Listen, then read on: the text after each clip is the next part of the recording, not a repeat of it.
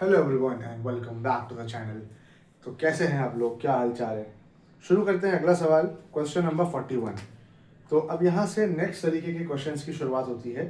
Topic का नाम है adjustment in the close account. इसका मतलब ये होता है कि पार्टनर्स ने बैलेंस शीट वगैरह बना दिया, अपने अकाउंट्स को क्लोज कर दिया, लेकिन उनके उसके बाद उनको याद आया कि कोई ऐसी कंडीशन थी पार्टनरशिप के अंदर जो उन लोगों ने अभी दिया ही नहीं, और उसको बिना दिए ही प्रॉफिट को डिस्ट्रीब्यूट कर दिया। फॉर एग्जाम्पल, पार्टनरशिप के क्लॉसेस में लिखा था कि इंटरेस्ट ऑन कैपिटल भी देना है, मगर वो लोग इंटरेस्ट ऑन कैपिटल देना भूल गए और बगैर इंटरेस्ट ऑन कैपिटल दिए जो प्रॉफिट आया उसको बांट दिया गया। तो इस कंडीशन में हम लोग क्या करेंगे? इस कंडीशन में हम लोग बनाएंगे एडजस्टमेंट टेबल, और उसके बाद जो बैलेंसेज आएंगे उससे हम लोग एक जर्नल एंट्री पास कर देंगे। फॉर एग्जाम्पल, हम लोग को यहां पे लिखना है पार्टिकुलर, और उसके बाद लिखेंगे पार्टनर्स के नाम। पार्टनर कौन कौन है भाई? A B C. तो यहां लिखा ए, यहाँ पे बी और यहाँ पे सी। नया बोर्ड खरीदा है भाई, तो ज़रा देख लेते हैं कैसा सेट हो रहा है। आ रही हैं सारी चीज़ें इसके ऊपर अच्छे से, चलिए बढ़िया। उसके बाद यहाँ पे हम लोग लाइंस ड्रॉ कर देंगे, और यहाँ पे हम करना क्या है, और एक कॉलम बनाएंगे जिसमें लिखेंगे हम लोग टोटल। ठीक है, अब क्वेश्चन को ध्यान से रीड करते हैं। क्वेश्चन में लिखा है कि after the accounts of the partnership have been drawn up and books closed off. सारे अकाउंट्स बना लिए, सारी बुक्स बंद कर दिया, 31 मार्च आके चला गया। बाद में ये डिस्कवर हुआ कि इंटरेस्ट ऑन कैपिटल 8% देना भूल गए थे, जो कि पार्टनरशिप के एग्रीमेंट में लिखा हुआ था कि 8% इंटरेस्ट ऑन कैपिटल देना है।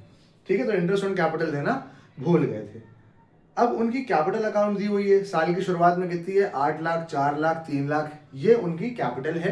उनको हमें इंटरेस्ट ऑन कैपिटल देना है। अब यहां पे हम लिखेंगे interest on capital, interest on capital. और इंटरेस्ट ऑन कैपिटल कितनी है भाई?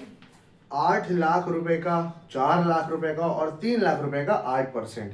तो 8 8 से 64, 64,000, और 4 8 जा 32, 32,000 रुपए। और उसके बाद यहाँ पे 3 लाख रुपए का 8%, 24,000।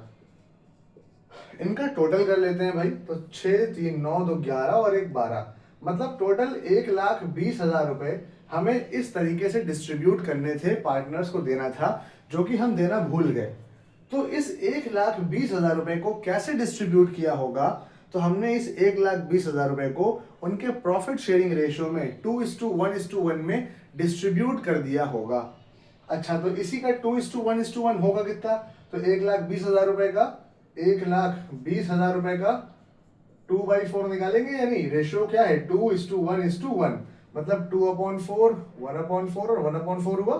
तो इनका निकालेंगे 2/4, तो यहां निकल के आ जाएगा 60,000 रुपए, यहां पे आ जाएगा 30,000 रुपए, और यहां पे भी आ जाएगा 30,000 रुपए। अब आपको मैं कुछ कॉन्सेप्ट बता रहा हूं, उसको ध्यान में रखिएगा, अदरवाइज आप हमेशा कंफ्यूज होते रहेंगे। वो कॉन्सेप्ट ये है कि भाई यहां पे हम लिखेंगे क्रेडिट। यहां पे क्रेडिट क्यों लिखा, इसके पीछे रीजन क्या है? और यहां पे हम लिखेंगे डेबिट। ठीक है, इसके पीछे का रीजन समझते हैं। अब जब आप बनाते थे पार्टनर्स, क्या बनाते थे भाई? पार्टनर्स कैपिटल अकाउंट बनाते थे। यहां पे लिखते थे भाई पर्टिकुलर, और पर्टिकुलर के बाद यहां क्या लिखते थे? पार्टनर्स के नाम ए बी सी। उसके बाद फिर से लिखते थे हम लोग पर्टिकुलर, और पर्टिकुलर के बाद लिखते थे वापस से पार्टनर्स के नाम ए बी और सी। लिखते हैं कि नहीं लिखते हैं भाई? लिखते हैं ना। ठीक है, अब मुझे ये बताइए, पार्टनर्स कैपिटल अकाउंट के अंदर सबसे पहले हम लोग क्या लिखते थे? बाय बैलेंस ब्रॉट डाउन लिखते थे, जो कि उनकी कैपिटल होती थी, है ना? By balance brought down. उसके बाद क्या यहां पे ये नहीं लिखते थे बाय इंटरेस्ट ऑन कैपिटल? यहां पे लिखते थे ना बाय इंटरेस्ट ऑन कैपिटल, कि पार्टनर्स को जो कैपिटल के ऊपर इंटरेस्ट देना है वो भी तो लिखते हैं। तो ये कौन सी साइड है? Credit side. इसीलिए हम यहाँ पे क्या लिखेंगे कि इंटरेस्ट ऑन कैपिटल पार्टनर को अगर हम देंगे तो हम उनको पार्टनर्स को क्रेडिट करेंगे, पार्टनर्स को देंगे, इसीलिए हमने यहाँ पे क्रेडिट लिख दिया। ये तीनों बैलेंस क्रेडिट के हैं। अब ये हमने 1,20,000 रुपए या ये पैसे जो थे हमने पार्टनर्स को दिए ही नहीं। पार्टनर्स से हमने क्या करना है फिर? तो हमने इसी पैसे को डिस्ट्रीब्यूट कर दिया प्रॉफिट के फॉर्म में। तो अब हमें वापस से क्या करना पड़ेगा, इन पैसों को डेबिट करना पड़ेगा। तो अब हम यहां लिखेंगे amount already distributed as profit. हमने इनको प्रॉफिट के तौर पे डिस्ट्रीब्यूट करा। हम ये भी क्रेडिट करते, अगर पार्टनर्स को हमें देना होता प्रॉफिट तो हम यहाँ पे लिखते नहीं थे, क्या लिखते थे भाई यहाँ पे, by profit and loss appropriation. यहाँ पे हम लिखते थे ना, पार्टनर्स को क्रेडिट करते, बट क्योंकि हमने इंटरेस्ट ऑन कैपिटल नहीं दिया, हमें इंटरेस्ट ऑन कैपिटल देना था, तो हम इंटरेस्ट ऑन कैपिटल को क्रेडिट करेंगे। और गलत प्रॉफिट बांट दिया तो हमें ये प्रॉफिट एंड लॉस वापस लेना है। अब इस प्रॉफिट को वापस लेंगे तो क्या करेंगे, डेबिट करेंगे।